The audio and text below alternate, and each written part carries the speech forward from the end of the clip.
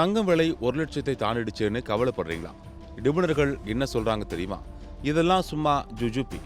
உண்மையான விலை உயர்வு இனிமே தான் வரப்போகுது அப்படின்னு சொல்லி நடுத்தர மக்களையும் முதலீட்டாளர்களையும் கதிகலங்க வச்சிருக்காங்க.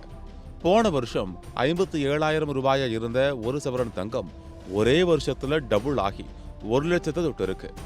ஆனா இதுவும் போதாதான். சென்னை சந்தையில நேத்து ஒரே நாள்ல ஒரு சவரனுக்கு 7,760 ரூபாய் உயர்ந்து 1,04,960 ரூபாய்க்கு தங்கம் விற்றது.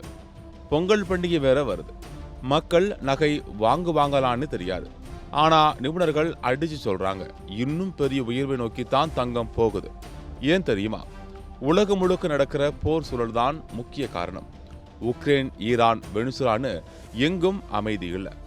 முதலீட்டாளர்கள் என்ன நினைக்கிறாங்கன்னா, பங்குச்சந்தை ரிஸ்க், பிசினஸ் ரிஸ்க், நம்ம பணம் பாதுகாப்பா இருக்கணும்னா தங்கம் தான் பெஸ்ட்னு முடிவு பண்ணிட்டாங்க. அதனால போட்டி போட்டு தங்கத்தை வாங்குறாங்க. இதுதான் விலைய விண்ணை தொட வைக்குது. இந்த போர் சூழல் இன்னும் பல வருஷத்துக்கு முடியாத மாதிரி தெரியலாம். இன்னொரு அதிர்ச்சி தகவல், தங்கத்தை விட வெள்ளியின் விலை இன்னும் வேகமா ஏறும்னு சொல்றாங்க. ஏன்னா வெள்ளி வெறும் அணிகலன் மட்டும் இல்ல, தொழிற்சாலைகளுக்கு தேவையான ஒரு முக்கிய மூலப்பொருள். அதனால வெள்ளியின் மவுசு கூடிக்கிட்டே போகுது. தங்கத்தின் விலை உயர்வை விட வெள்ளியின் விலை உயர்வு வெளிக்காட்டுல அதிகமா இருக்கும்னு கணிக்கிறாங்க. மொத்தத்துல தங்கம் இனி ஏழைகளுக்கு எட்டாக்கணித்தான் போல. முதலீடு செய்யறவங்களுக்கு இது ஜாக்பாட். ஆனா கல்யாணம் காட்சிக்கு நகை வாங்குறவங்க நிலைமைதான் பாவம்.